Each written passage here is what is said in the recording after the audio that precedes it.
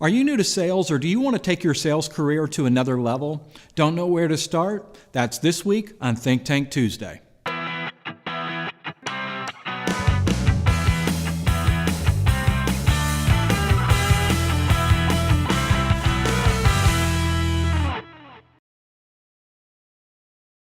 Hi, I'm Paul Potratz, and welcome to this week's Think Tank Tuesday. So the question is, as far as, are you new to sales and don't know where to start, or you've been in sales for a while and don't know really, what can I do to take it to another level? But let me clarify. If you're a business owner, you're in sales. Just like if you're a salesperson, you're making commission, that's your job every day. We're all in sales. But when I started out in sales, I was really, I had the passion, I had the drive, I had the excitement, I had everything it took to be as far as a great salesperson. What I didn't have was leadership. I didn't know where to start. It was kind of like, boom, there with the squirrel, because I was constantly saying, where do I start? What do I do? I could do this, and then I'd start going down that path, or I could do this and go down this path. And I would do that all day long, and then at the end of the day, I had nothing to show for it. Is that the way you feel?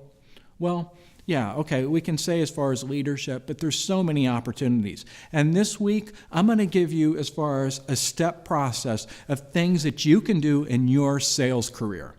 Because I had that wake-up moment many years ago. I had this brand new manager that came in, and his name was Jim Christensen. And the guy was like a drill sergeant. In fact, I think from a past life, he probably was in the Marines or something like that. But he just came in and he commanded respect. The other guys that were there, the sales managers and everything, I didn't really respect them, to be honest. And I'm just the type of personality that's got to respect somebody before I'll actually follow their lead. Well, Jim came in, and let me tell you, the guy was aggressive. He was hardcore. But he made one thing crystal clear to me that motivated me like nobody else has ever done in my career. And it's, you've got to be willing to do what others won't do. You can control your own income. I know this is all common sense and cliche and everything else, but it's like a weight loss program. We've all met people that's lost weight. And what did they do that others didn't do? They did it. They stuck to it, and they kept on doing it and doing it. And it's the same thing in your sales career.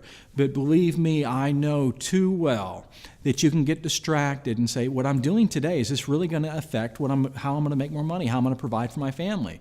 And I can tell you right now, if you start doing it today, what I'm going to share with you today, if you start doing it today, in 90 days from now, you're definitely going to see an impact. And this isn't all about rah, rah, rah, you just do it twice as hard, do it all that, whatever. There's enough people doing that.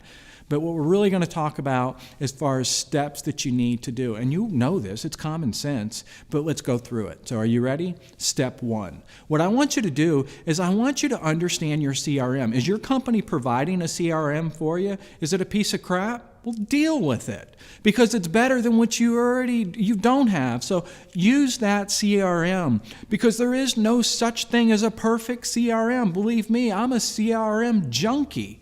I'm constantly playing on CRMs. I find, enjoyment out of that, I guess. But there's no perfect CRM. So if your company's providing one, use it.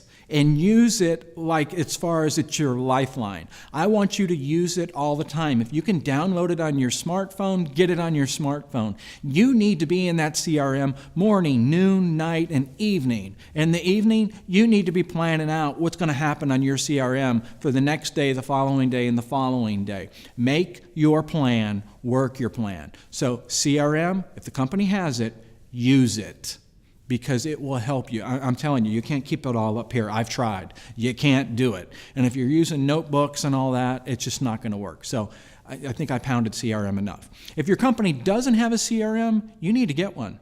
And this is where you can go into that tailspin as far as which CRM, which one do I use? Well, there's a lot of them out there. There really is. And I'm just going to give you 3, and you just pick one, and you go, and you use it, and you learn it. It's going to be different, but you have to learn it. But after 2 weeks, it's going to work out fine. So one of them is all contacts. And it's regardless of whatever industry you're in or whatever. But as far as if you're a salesperson and you're having to foot the bill, then all contacts is one that you can use. Another one is big contacts. Does pretty well. It's kind of robust. Just stick to the basics. And then the third one that's almost free is you can use Salesforce. They have one that you can use that's basically almost free. Again, regardless of the CRM, it's just a tool. So if you don't like any of those three, just pick one and stick with it. Don't have that squirrel mentality that you keep on switching. All right, so your CRM, you need to know how to use it backwards and forwards, and you need to make it like it's a religion. Trust me. The next thing you need to do is you need a business card revamp. I mean, I just got back from Vegas and I got all these business cards and everything, and I'm really looking at these business cards. And what you want on your business card, step one, a picture of you, because that's what's going to happen. They're going to connect with you. The next thing, your email address. Believe it or not, there was a lot of business cards I got that didn't even have an email address on it. The next element is your cell phone. Put your cell phone on there so they can contact you when they want to do business with you. You need to be able to, where if I wanted to get in contact with you at 7 o'clock at night, Saturday or Sunday, I need to be able to get in contact with you. So back to the business card. You need to have your email address, you need to have your cell phone number, you need to have your picture on it, and then finally, on your business card, you want to make sure you have something on your business card that's memorable. Like I was talking to a sales guy last night, and he's like, Paul, I'm brand new in the industry. We're going back and forth on email. Well, what do I need to do? Well, he had a unique name. His last name was unique. And I was like, Brandon, play that up, buddy. Play it up. Use it. You want to be memorable, because when you're memorable, you're remarkable. So think about that. So become memorable. You've got to pick out whatever your shtick is going to be. Get it on your business card so they remember you. And then the next step of your business card is you want to make sure that your business card has a call to action. So as far as, let's say you work at a dealership. Are you offering something like a free car wash? If you guys have car wash capability, you need to offer something to engage them. And it shouldn't be tied to a purchase. All right. Are you ready for step number 3? Well, I'm giving you a lot of information here. So before I get onto that, guess what? You guessed it, commercial, and we'll be right back.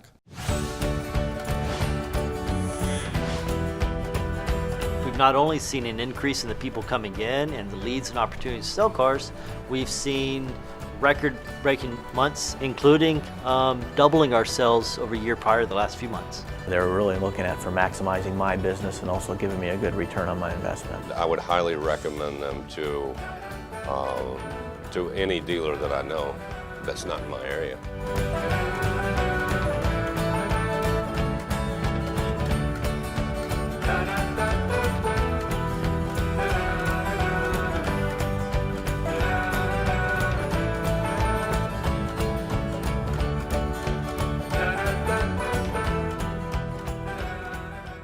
Okay, welcome back. Are you ready for step 3? Again, comment on this video. Tell me what you think. I mean, really comment.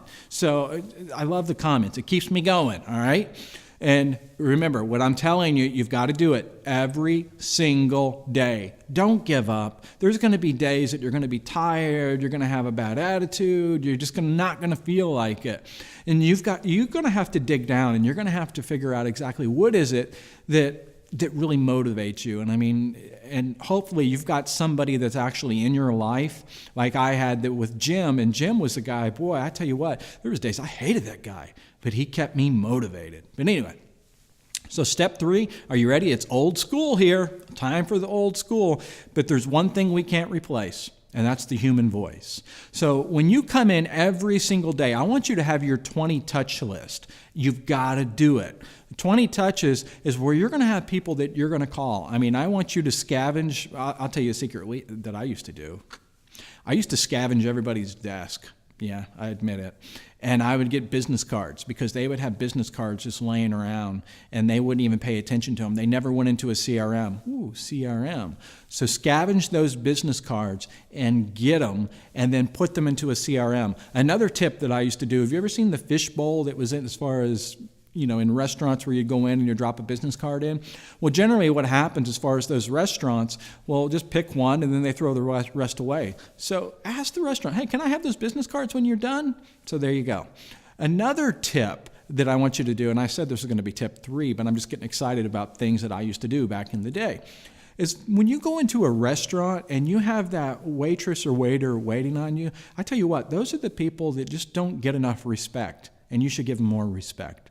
A habit that I always used to make, and I still do it today, is on the back of the receipt. If they've given me good service, I write a note on there and I tell them about how awesome, how outstanding they did, what they did, and how they made my day. So it's a real quick note, and I put my name on there.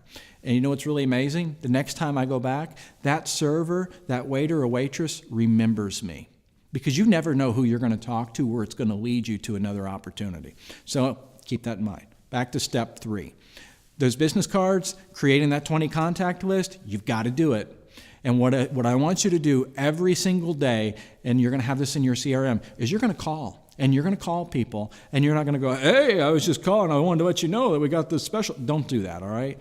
Just call just like they're a person, and just say, hey, how you doing? This is Paul. We haven't spoken in a little while. I just wanted to follow up, make sure everything's good. I'm not trying to sell you anything, so don't worry about that, but I just wanted to make sure everything was fine. And just do it. See where the conversation goes.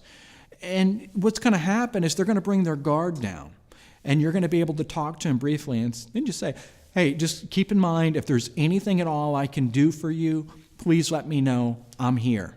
And then make sure, if you don't have their email address, opportunity to get their email address and stay in contact with them. One last thing. As far as, since I'm really going through the list and I could really use some help, do you know anybody that might be interested in XYZ? I know it's old school, but asking for help will make a huge, huge difference. So do it. 20 contacts per day, and those 20 contacts will give you other contacts that you can build on. Plus scavenging those business cards, and think about all of your friends and your family, and just do it every single day. So if you're working a 6-day week, that's 120 people that you've contacted just by voice, just on the phone. Big difference. So let's move on to step 4. So now we're going to get as far as modern technology. Are you ready? Facebook. Yeah, seriously, Facebook. It's so simple. So what I want you to do with Facebook is I want you to make this as far as a tool. And you know, in Facebook, you need to have one account. Don't set up an account for your business, all right? If you're doing that, go back to the guy that says he doesn't want to use his cell phone number because you're not into it for your family. You're thinking about, I ain't doing this for my employer. Stop that nonsense. You're doing this for you, so you can grow your income, so you can provide for your family. So use the one Facebook account. Granted, you can put lists and stuff, so you can put custom lists if you only want people to see certain things. But I want you to start adding people on Facebook. And I don't mean as far as people all over the country and the people in the industry. I mean people that can actually affect your income. Yeah, you can add people all over the country. More is better in that sense. But really start to add people that are in your neighborhood, in your backyard, people that can actually help your income grow. It's as simple as that. And then every morning when you show up to work, I want you to do something very simple. I want you to post on Facebook, "Good morning, everyone. I'm at work today. If I can help you in any way, call me. Here's my cell." And put it on there. You don't have to put in a sales pitch. Just make it easy and accessible where people can get in contact with you. And think about that. If you have 300 friends, there's a lot of people. That's a lot more than 20 touches. But I don't want you to substitute Facebook for the phone calls. You have to do all 4 steps if you want to really grow it. So Facebook, grow it, comment, and that's the key right there. Comment. You don't always have to make the small talk. Go on there and comment when other people are doing something. Be authentic. Don't be like one of those little bomb commenters that you go on and just comment and comment and comment. Be authentic and make comments on other people's posts. It makes it a lot easier. And you're probably asking yourself, how often should I do this? Well, every time you grab your cell phone, you go to your cell phone, make a comment on Facebook. You can't over-comment. You can over-post, but you can't over-comment. People like being recognized, so recognize them. And one last final thought on Facebook is to make sure you fill in your profile completely. It needs to be filled in. Where do you work? What's your contact information? What books do you like? What movies do you like? What are your hobbies? What are your interests? Fill it in, because that's how people are going to connect with you. And your avatar, your picture, it needs to be a picture of you. It's fine if it's a picture of you and your wife, or you and your husband, or you and your child, or whatever, but it needs to really be that I can see you front and clear. And use the images on the top. Have some fun with it. That's the basics for Facebook. There's a lot more where that came from, but thanks for tuning in, and we'll see you next week.